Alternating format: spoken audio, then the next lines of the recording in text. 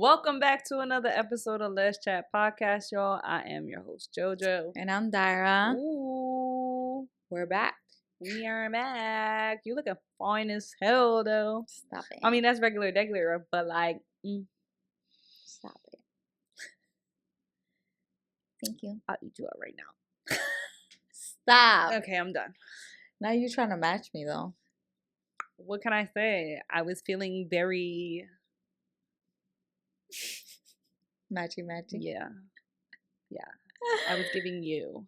Oh, Lord. All right. Well, we hope that you guys enjoyed our last episode and that y'all still fuck with us or fuck with me. Fuck with us? Because your non-negotiables were wildin'? Yeah, but that's me. That wasn't what wildin'. we gonna do? But in today's episode, we're gonna be talking about top mistakes that most lesbians make. And I got this article online from a doctor. Her name is Dr. Ruth Schwartz. And she's an author of like 8 books. And she's also like a lesbian dating coach or whatever. So we need some of those. She's certified in this shit. So basically they asked her a bunch of questions on like the top lesbians' mistakes. And it was kind of like an interview. So we're going to go ahead and talk about it. But did you want to catch them up before we got into today's episode on anything? We got to tell them about our Colombia trip, but that's like next episode. I don't have any catch-ups. Nope.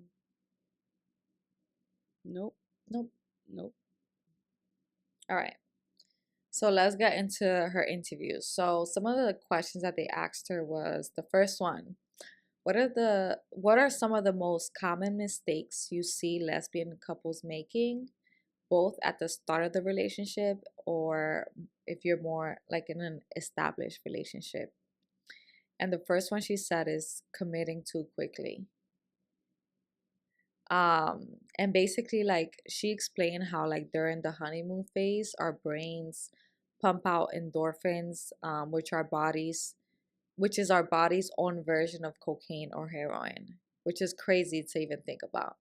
Our bodies are capable of doing a lot of things. Like believe what? It or not. Yeah. That reminds me of when Cara Delevingne was doing the Planet Sex, and they were talking about how like our body produces cannabinoids or some shit like that. Yeah, which is the same thing as like cannabis. A high. Yeah. So after you like when you're in that state of stimulation and like after sex or like self-pleasing, and then you're like feeling all. Yeah, like we've definitely talked about this before. Yeah. But basically she explained how like we don't see our girlfriend's flaws and like we dismiss it because we're in this stage of like kind of like an obsession where infatuation. You say things like, she said, I just know in my heart that she's the one, or it's meant to be, and like no one has ever made me feel this way.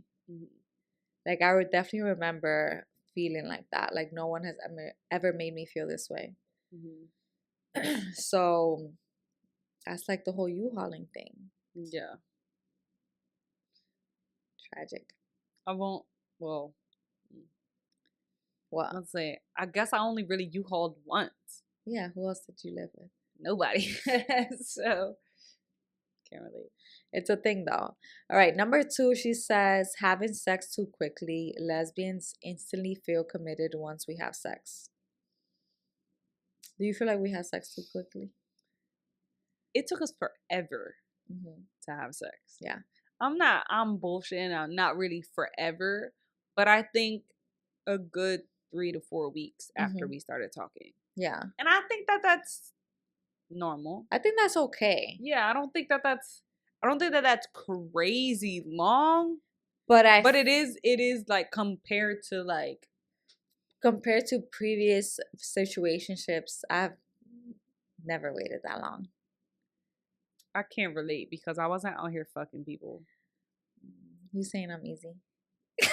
You're saying you're easy. No, but this was the thing, right? So I was in therapy, and when I met you, I had told her about you. So apparently, like she said, she was in therapy, and I got all the kicking in the ass for that therapy session that you were fucking going through. I had to set boundaries. Yeah, right. You picked the right fucking person. Right. So like I remember she was saying how like I should hold off on like having sex and all these things, and I was like, oh Lord. I didn't listen to her. What was the time frame? Because 3 weeks was pretty like, I mean, it's acceptable, but like that's pretty lengthy. Yeah, it's like, how long do you want me to wait? I'm grown. All right. Number 3 is having one or more intense relationships that are 1 to 12 months in duration. So she gives an example of how she had 3 one-year relationships in a row. Nah, And we've what? I can't do that. 3 to 1 year relationships in a row, In back a row. to back to But babe, back. people do that. That's like a thing. That's that serial lover shit. But like, then I think about like previous experiences, and like I definitely feel like I was jumping from like back to back, and it definitely wasn't healthy. I know you weren't. No, I wasn't, because what I realized was that, first of all, it took me hella long after the first relationship to actually even feel comfortable enough to allow someone in my space, right? Mm-hmm. To allow someone accessibility to me emotionally and especially physically, because I still was in a stage where I wasn't physically comfortable with like myself, my body, and the whole sexual aspect of it. Mm-hmm. So that was like a stretch for me. And I went through a period of time where I was like, bitch, you can embrace yourself. You can embrace your body, your sexuality, and your sexual tendencies or whatever. Go out there and experience it. Mm-hmm. And I did that. But I'm still like,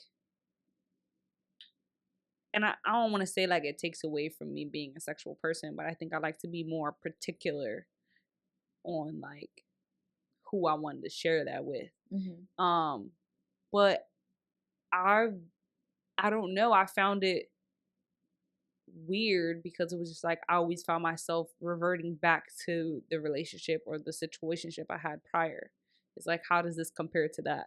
And it takes away from what you're initially experiencing. Mm-hmm. So that's mostly why I was like, I gotta take some time in between, because I don't like that. Like you just transfer the what you had before into what you have now, and it takes away from you actually experiencing that person in that time.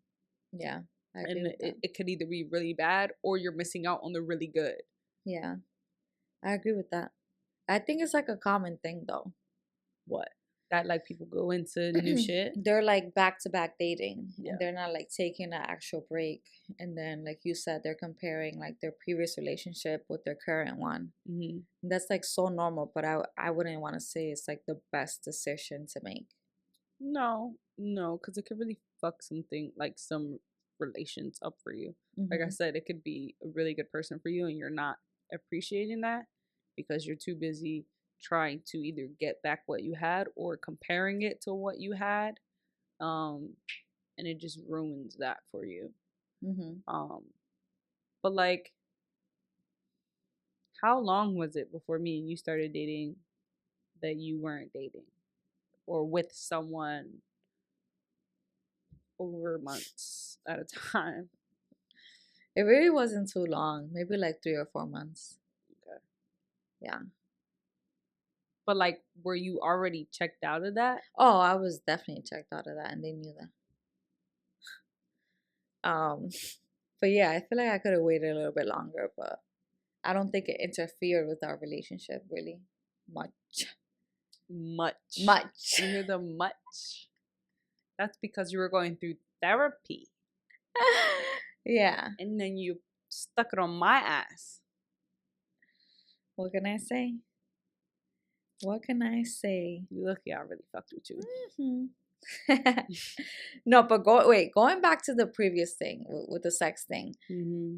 So the doctor doesn't talk about this, but like she says that like a common mistake that we make is having sex too quickly.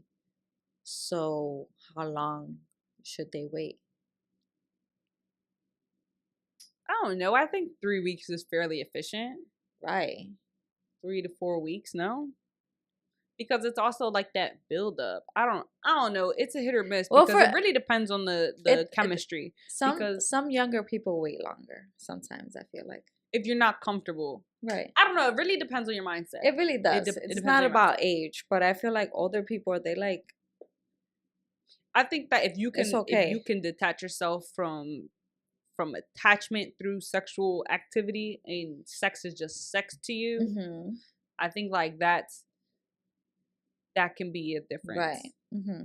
in like, you know, because I mean, it's just like watching shit on TV, Sex in the City, Grey's Anatomy, where all these people are just fucking having sex, but they're also like fucking in their 30s and shit. And they're like, I've been And they're around, secure. yeah, they're like, I'm just here to get my fucking not rocks off. Like, And that's it. yeah, and that's it. And We don't peace. need to, yeah, there doesn't need to be an Peace. attachment here. There doesn't need to be like, this can literally be this. Mm-hmm. And when I say it's this, we understand that it's this. You understand? But it's like I've tried doing that with lesbians, and they don't seem to like grasp that.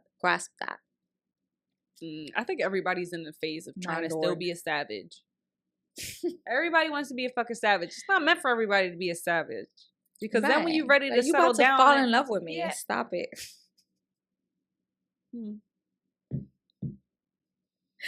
Oh, you didn't like that? What? All right then. What? All right then. Talk that shit. Okay. All right. The next thing that she said that we make mistakes with is what she said that like in more established relationships, we basically tend to make the same mistakes that like any other couple would make, regardless of like if you're gay or not. And one of them was saying how you keep getting into like painful cycles with people who have a different attachment style from you. So like if you're someone who wants to fix it right now and you're dating someone who needs space, sometimes it's not the best thing. And then she also talks about how voicing your dissatisfactions can come off as a criticism rather than a request. And basically how like we have to learn how to work on our communication skills. Mm-hmm. So yeah. You have no problem telling anybody if you're dissatisfied. Yeah. Do you feel like you struggle with that? Struggle with being able to tell you that I'm dissatisfied? Yeah, or just like communicating in I general. think a part of me can have a hard time of sharing my dissatisfaction out of fear of like offending my partner. Mm-hmm. I don't know. I think it's I don't know. I think I'm just always like a in the middle type of person. Mm-hmm. It's like I have to think about how you feel on this end of the fucking fence and on this end of the fence, you know? Mm-hmm. So it's like, you should know, and at the same time, it's like, I don't want you to take it offensively. Yeah. Because I don't want it to bite me in the ass because I opened my mouth trying to relay something to you that, you know, something that we can work on and be beneficial to us both. And now, like, you're just like, oh, well, I honestly, I think, like, which I've been guilty of it. You tell me something, or like someone's told me something before, and I'm just like, damn. All right. Like, that's a little disappointing. I don't know, just like in the beginning when me and you were dating, it was and we first moved in together, you were like, I need your help. Mm-hmm. And it was just like, the fuck? Like, I thought I was helping. Yeah. And your version of help was just different. Yeah. You know, you were working from home, I was actually going to work. So to me, it was just like, and I think that was mostly because we had a dog and she hadn't had a dog before. So that was like an added responsibility. That's like bringing a kid home. Not to compare a dog to the kids, but it's a living thing. You know, it's something you have to take care of. So it's like, it no longer was just like you had to take care of you when I'm not around, or like us taking care of each other, but now we had a living being to take care of. And so I think that like that was a new territory for you. And it came off as like you were handling a lot. And you felt like, I need extra help. Yeah.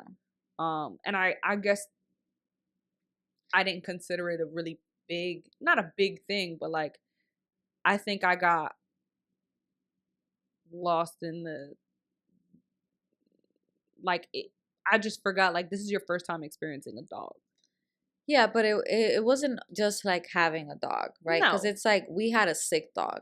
Yeah. So like this was not a normal dog who you could just feed anything. Like you could feed him anything. It was like he had like a lot of allergies that we just weren't aware of, and we were like, wow, like this dog, like any little thing he's throwing up, he's shitting. Like that was I'm like I've never had a dog, and to have a dog who has health problems, like I was like, oh, this is crazy. Like not to ever compare it to like kids or anything, but like to me it was new and it was overwhelming.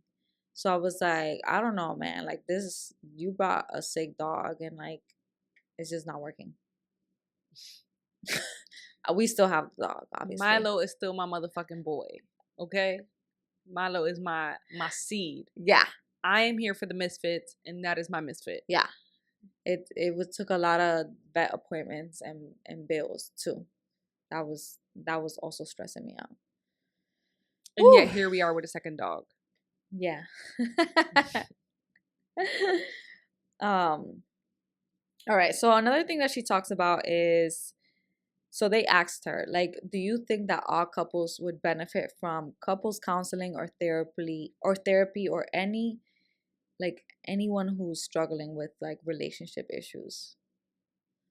And she said that some of us were basically lucky enough to basically witness healthy relationships in our families, and some of us unfortunately weren't.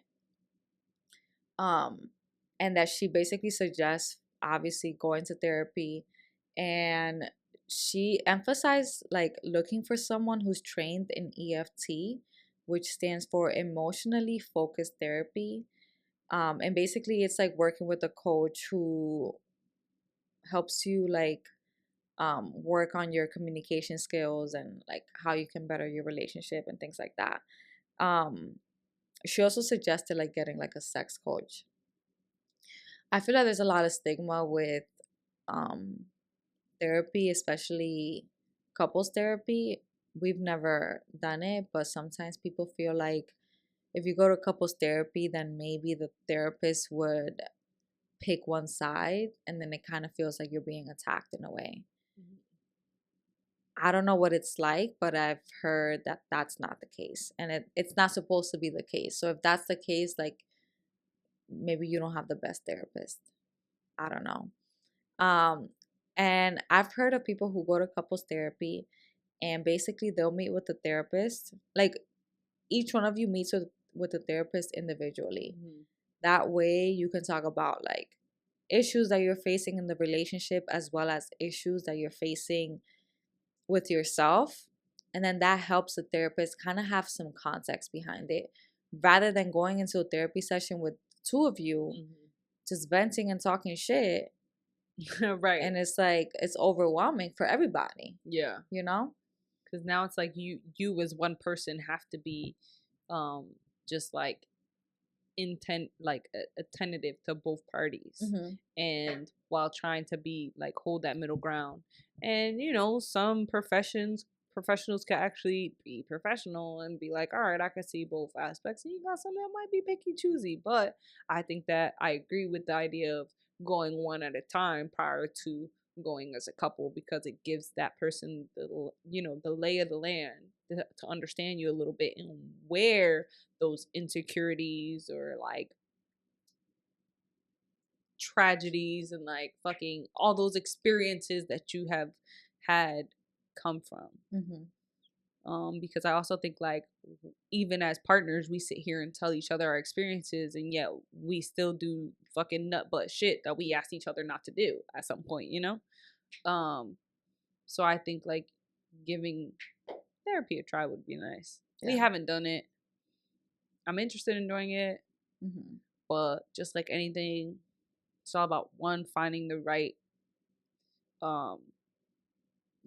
person who you feel like will do a good job understanding you, that you also feel comfortable and related to an extent. And fucking money is the fucking root of everything. You can't do nothing without money. Yeah. And as we know, life is pretty expensive nowadays. So For sure, for sure. But it's out there. I mean, I've talked about it before, but when I first started going to therapy, I didn't have the best insurance. Like I had state insurance, and they didn't have appointments for like months, and it was like ridiculous to even find like a good therapist with state insurance. So I heard about this website called Open Path, and basically like you have a um like a registration with them that you only pay like one fee forever, and then once you see your therapist it should be like as low as like 40 to like $80 per session, and apparently that's like cheap compared to how it usually costs. It could be double that. Even if you have like good insurance, like it could just be expensive. But I was lucky enough to find like a good therapist, and I know that they might have like couples therapy on there because I was looking at that as well. um but yeah, I feel like there's just a lot of stigma in general, and you can't, I feel like you gotta try it at least once just to see if it could work out for you. And I also feel like you don't need your relationship to be in shambles to start therapy. yeah.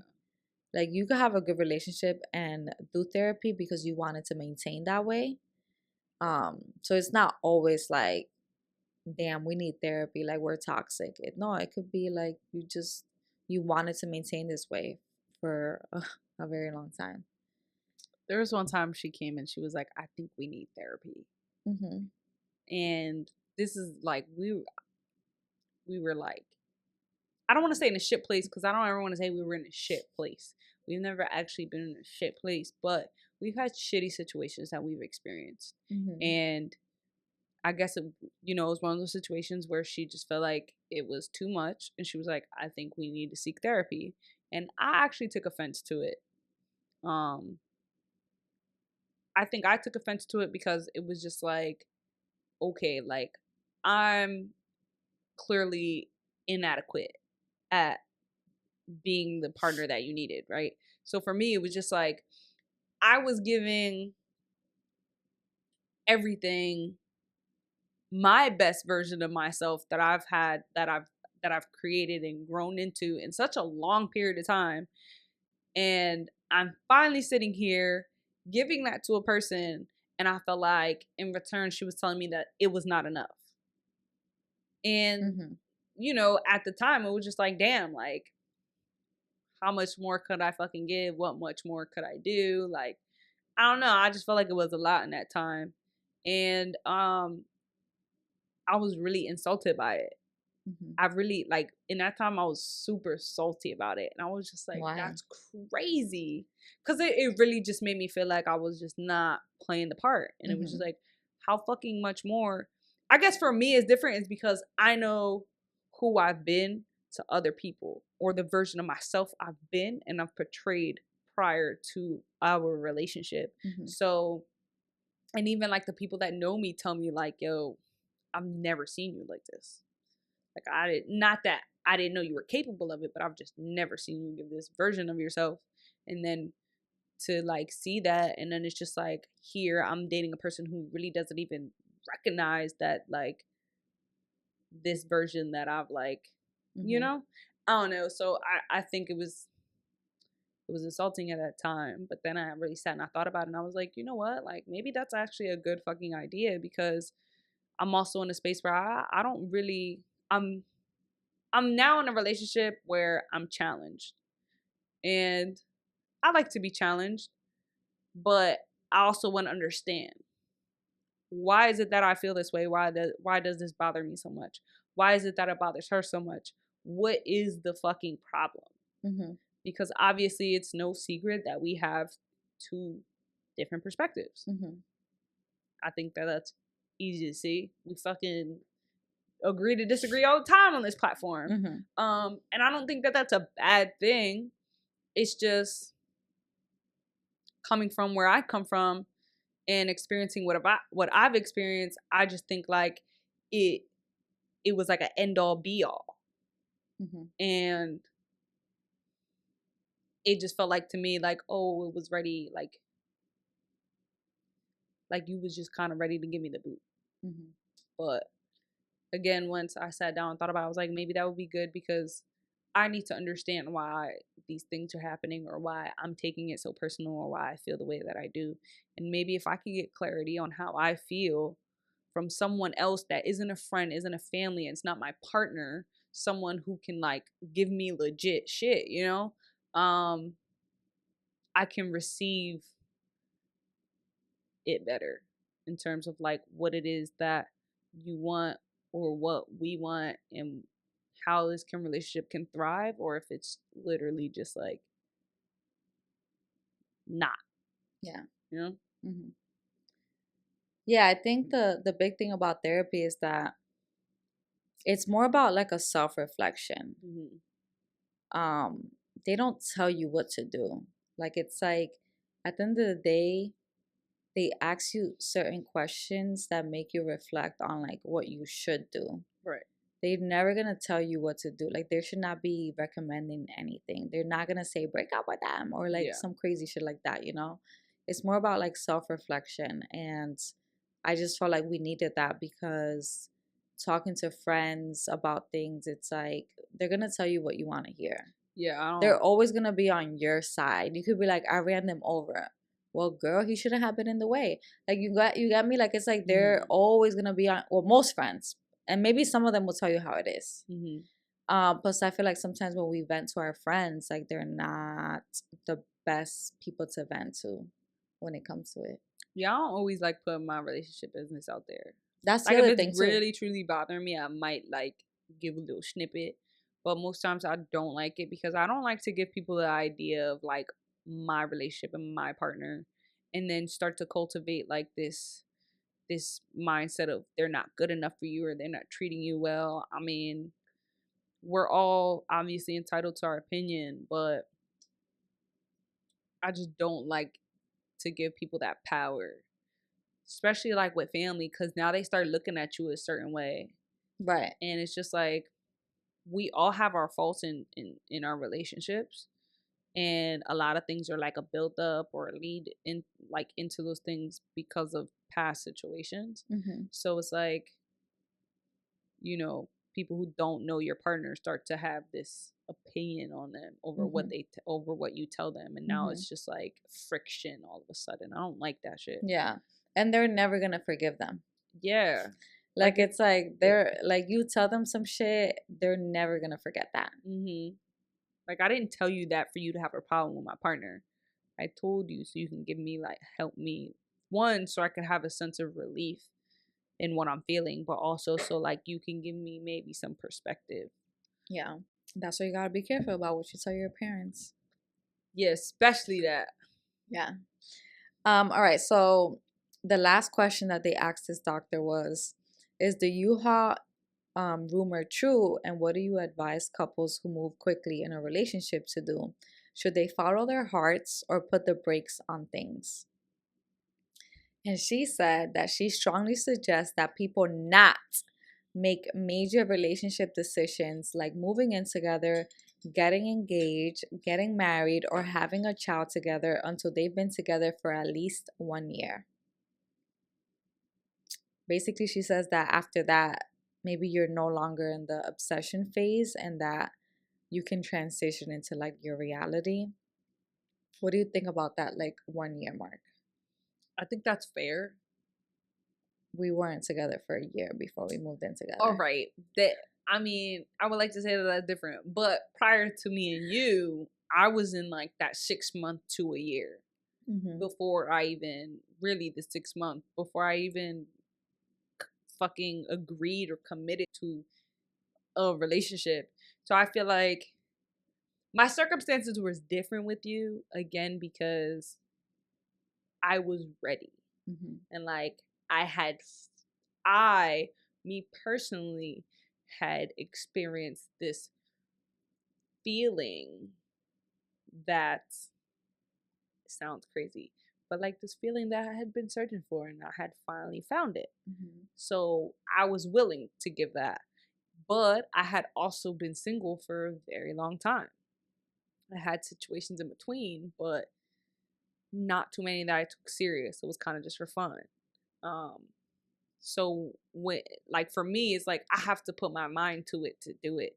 And when I was ready to settle down, and which for me wasn't until I found the person and the feeling that I was looking for, that had happened. And I was like, you know what? I don't really give a fuck how I look. I don't care how crazy it may seem or whatever, because I spent this whole time being this savage and this I don't give a fuck anti-relationship person, that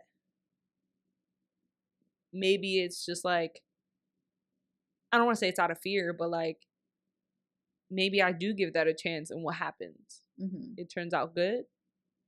I mean, obviously, if you're lucky, yeah, it turns out great and it becomes the best experience you ever had. Or fuck it, I end up in another heartbreak. But I think I'm also in a stage in my life where I'm like, okay, like I can accept that. Yeah. But at least I got to love. Yeah. But I don't think like the one you, because again, as I said, like time is flying. So 365 days is really nothing. Like after our first year, we did do a whole lot in our first year. Yeah, we did. But it was just like, damn, it's a year already. Like in all actuality, we about to run up on 4 years. 4? Yeah. We're about to end our 3rd year together. We'll be in December. I mean, this month will make it the end of 3 years since we met. But December is like our official like date. Yeah, so December will be 3 years. December will be 3 years, and then we'll start our 4th year together. Yeah, which is crazy. That is crazy. I still feel like we're in the like beginning of our relationship. Like I'm still trying to impress you and shit. That was funny. It was. She's over me. I can't. Work in progress. But yeah, she just emphasized how, like, I feel like love is something that takes time to build, and like we talked about it before, like you have to work through things. Nothing's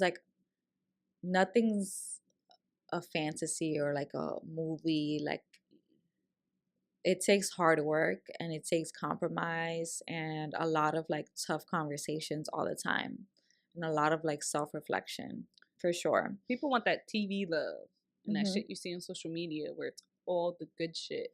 But like, you know how when much they're showing the good stuff, they're not showing the bad stuff. Right. And there's who so wants much to show the bad stuff? Of course. That's drama understandable. and toxic, of course. But at the same time, it's just like they do happen. They do exist. And when you get caught up in the infatuation and fascination of just being the perfect couple, it's unrealistic to obtain that, to have a fucking long lasting healthy relationship if you're not dealing with your shit together. And essentially, I think it worked out for us, at least in my perspective, was because again, I knew what I wanted, and what I wanted was you. And I gave a whole 100 to that. It was up to you whether or not you were receptive to that. But at the same time, it became a choice. It's like, yes, I know that I love you. I know the feelings that I have, and that drives me. But I also have to fucking choose it every day. Like sometimes we all want the feeling, but the feelings don't always last. So now it's like when you wake up and the feeling isn't there today, what is driving you? Now it has to be that choice. Right. I choose you every day. I ain't mad. I ain't mad at all. But it's like, what do you do with that choice? Yes, I choose you every day, but am I choosing to be the pain in your ass, or am I choosing to be the best partner I could be today because I didn't give you that yesterday? Yeah, it's definitely a choice for sure. And then she talks about how she really believes in the 3 C's, which is communication, commitment, and compromise. And I feel like we do a lot of that. Communication, we're obviously committed, and also like when it comes to compromise. Mhm. Like it could be something as small as I said I was never gonna live in South Jersey. Here I am We were talking about that the other day. living in South Jersey. Yeah, but that was like a It was a compromise, but it was also a finance thing because it's expensive yeah, up but like, north. how do you? What is a compromise? A compromise is that I'm moving to South Jersey, or I moved to South Jersey, even though I Mhm. said I would never do that. So I'm Right. changing my whole environment and like my closeness to people. And it's not just about like being in a city and just like being close to family and friends. It's just like everything. I don't know. Yeah, but I feel like there's a really negative stigma to With like compromise? compromise because Uh-huh. it makes it seem like you're compromising for the other person. Mm-hmm. You, I, was that a compromise? Yeah, but that wasn't a compromise for me. Mm-hmm. So you would have moved you would have moved up north. Yeah, I mean, I didn't say I would like it, Yeah. but I was willing. But I also think that that was a compromise I was willing to take because I knew that it would be easier for me in a sense of I could transfer in the job that I was in. Like the Yeah. transfer was an option. I wasn't now in the event that that would happen. I don't think it would have happened as soon as we moved in when we did. Your circumstances is what really pushed that. Regarding? Your living situation. Mm-hmm. You were going to either re-rent or find a new place to live. You knew you didn't want to be in that establishment Yeah. anymore. But one, it was around COVID time, post COVID, so it was still hard to find anything. And then to move out of what you were in to find something that if I'm basically like if you were gonna move, you were gonna find something better. Uh-huh. But then it would have been at what cost? Right. You're living by yourself. Can you afford that now? Mm-hmm. So then it's like it was a lot of factors into it. Yeah. And I gave you an option. Mm-hmm. It was totally up to you. I honestly didn't think that you were gonna say yes. I obviously was hoping that you would. But, I fucking pitched the pitch and look where you are. So I'm not saying nonetheless, I am very grateful for that compromise or, that sacrifice that you made to come here. But I don't want it to make it seem like it was for like if it wasn't for you. Yeah. It definitely wasn't forced. Like I'll literally move anywhere. Yeah. That's one thing about me. Like I can adapt anywhere. I'll figure it out. She'd just be out. It's not a problem for me, honestly. It really just depends on work and stuff. But like I've been lucky enough to work from home, so it really doesn't matter where I move to. But then in that instance, it didn't make sense because it was like you work down south and you already drive an hour. So to ask you to move up north when I'm working from home and it's more expensive doesn't make sense. Even though up north is like what I know and what I grew up around and like what I'm familiar with. Financially and logically, it didn't make sense to be like, nah, you can move up north. Because it's like you already live so far from home and it's so fucking expensive up here. Yeah. So, yeah, I mean, all about communication, really. Because I wasn't forced. It was just kind of like, I said I would never do it, but now that I think of it, it just makes sense to do it. Mm-hmm. I think that's the idea of like, oh, we're so used to something and like just in our comfortable space that we're just like, oh, I would never do that. Mm-hmm. Sometimes you gotta step out of your comfort zone. I'd have been willing to do it just to say that I did it. In all Yeah. actuality, I haven't lived outside of the state of New Jersey. I haven't. You have. Mm-hmm. You've been fucking shit ton of places. You've lived in Miami. You went abroad. Like, Mm-hmm. I would love to have that experience away from home. Does it suck to be away from family? Absolutely. Yeah. We're lucky enough that it is driving distance though. Yeah, right. I know that's not the case for a lot of relationships. Yeah. Yeah. But I think like if up north wasn't so damn expensive. I would go up north because there's hella shit to do. There's nothing to do down here. I don't want to say nothing, but it's very limited the amount of like things that we have to do up Yeah. here. There's more things in Philly for sure. And we might as well be living up there because people tell us all the time, you guys are always up north. I know, they really be thinking we from New York or something. Yeah. All right. Do you want to get into the family meeting? Yeah. Let's do it. All right. Question number 1. This is long. My girlfriend tells me her baby father is disrespectful to her, and I've seen it as well. I don't like it. Well, she was telling me about forcing him to get on child support, and I gave my opinion and said, I don't think you should force him to. This got her upset. Now, this has turned into this huge thing because of my opinion on not forcing him to be on child support. I have apologized and told her it won't happen again, but she's still upset. It has gotten to the point where she said that she's going to choose him over me because that's the father to her child, even though he doesn't do shit for his child. And they don't get along either. Because of my opinion on not forcing the father to be on child support, she says that she can no longer trust me and that I don't understand her logic. Am I wrong for this opinion? I mean, I don't think that I don't know that I can say that you're wrong for that opinion. I think it's very hard to be with someone who has a child with someone else and even be in a space where you can hold an opinion because essentially you're not the parent. So I think that's a very tricky situation, and I've never been in a situation where I've dated someone who's had a kid. Yeah. And I also feel like, what was the reason that you felt like she shouldn't put him on child support? What was her reasons for it? What was your opinion for why not? So I think, like, I don't know. It's not much that I can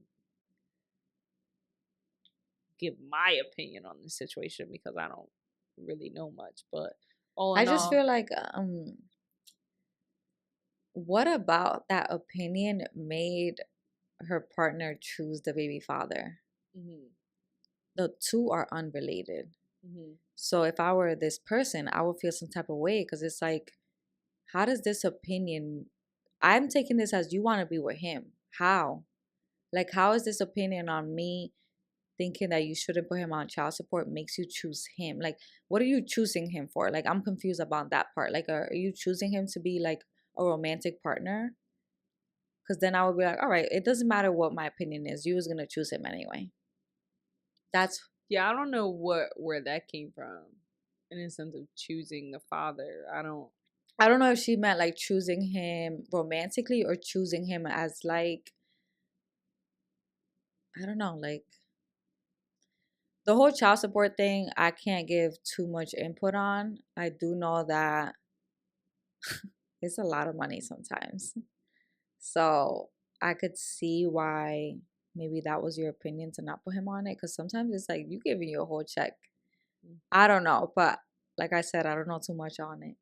I don't But knock the idea of dating someone with a child. that's Dating not a anyone who problem. is a parent, Hmm. yes, that is not a problem. I think that's when you need to, like, in that dating phase and in that, like, getting to know each other, is where you need to know where that person stands with the other parent. Yeah, I think that's major, honestly. Because it's, once you're in deep, you're just like, oh well, I didn't think it was like this. Yeah, because you didn't ask the questions most times, which I wanted to mention that earlier. Is like, we don't know the questions to ask, right? Ourselves, other people. And I think that that's where therapy helps, because it brings, perspective, and like opens up your mind to the idea of something that you didn't even think about.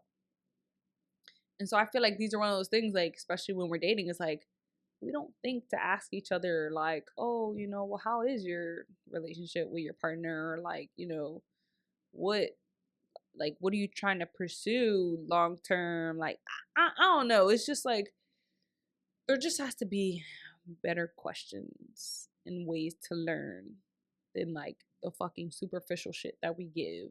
Yeah. Um, I definitely think we need to bring someone on the podcast who can like go into more info on this. yeah, Because they have a child and they dated someone, you know, who wasn't a parent or whatever the case is. right. Even if the parent is like around, it's just like I don't know. Sometimes I just feel like it be Yeah, I feel like them that anything you say might be taken the wrong way if you're not the parent. yeah. You really gotta like watch yourself. Next question. All right, so I thought we did this before, but we didn't. It says, I'm currently married to a man. We've been together for 14 years and have two beautiful toddlers. I recently discovered that I am lesbian. I fell in love with a woman and I came out to my husband. I'm torn. I don't know what to do. I love my husband, but I feel incredibly gay. I want the woman whom I fell for. He still loves me and wants to stay together. This is so painful, and I want to know what you would do. If I stay with him, these gay feelings may never go away. Please help. I don't want to hurt him. We are not into open relationships either. One, I get so excited about women who love women. Like you would think that I'm not like not that I'm not gay, but like you would think like, bitch, hello, you're in a relationship with a whole nother woman. But I love women You who love love women. Like I really love that shit. you love these type of submissions. No, I don't want to say I love these type of submissions. I can understand how you thought we did it before because I feel like we've had situations where it's like I'm married to a man I've recently discovered that I'm gay or whatever. Um I feel like I don't want to say that I guess you recently discovered, but like it's kind of always been there, but now it's making sense type shit. Right. But This is so hard yeah. because she was with him for 14 years and they have two beautiful kids. Mm-hmm.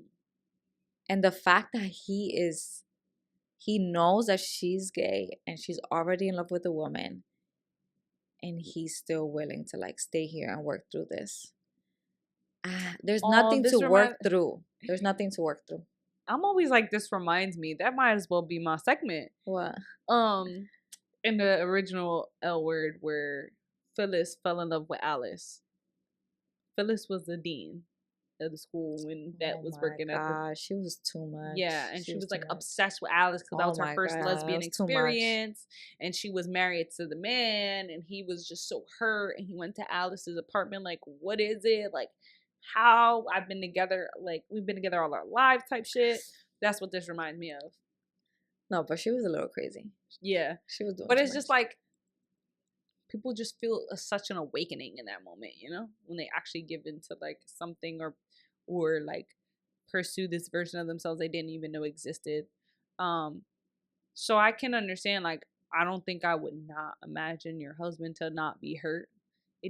I don't know that it matters to him whether or not it is a woman that you're in love with. I think it's just the idea of my person or who I thought to be my person loves another person. And that's always gonna hurt. I respect the idea of wanting to make it work, staying together, if that's what he truly wants. You guys are married, that's what he signed for. Okay. But that's up to you to really put your foot down and be like, I can't do that. I can't stay here. I love you as a person. I respect you as the father and the person that I've spent all this time with. But if you are actually willing and ready to let that marriage go, that partnership go, then do it. Mm-hmm. I mean, that's easier said than done, obviously. But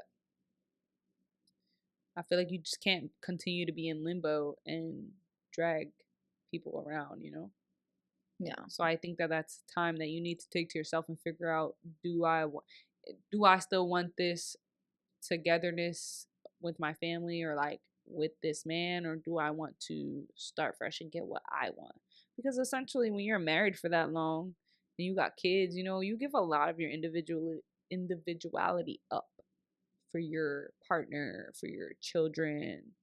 Um and I'm not saying that you going for what you want is going to break that, but I don't know, you just got to figure it out. Be clear about what you want. Make sure that it's really what you want. It's not going to tear your family apart. Easier said than done. Yeah. I mean, it's going to fuck up your relationship with your husband. But then Yeah. that's when you guys have to practice and find common ground and continue being co-parents. Yeah. But I think your kids aren't going to hate you for it. I think since the kids are young, she said they're toddlers. Yeah. Like it won't hurt as much. As much, yeah. So like you gotta do it now. Mm-hmm. You can't like prolong this, And like there's so many married people who stay in a relationship and stay in a marriage because they have kids. Mm-hmm. It's like a thing. And that's up to you to decide, We can't give our opinion on that. We don't. Yeah, we're not married or have kids. So it's way easier said than done. Yeah. Only you can make the right decision that's for you. That part. But I wish you the best of luck, and I hope you guys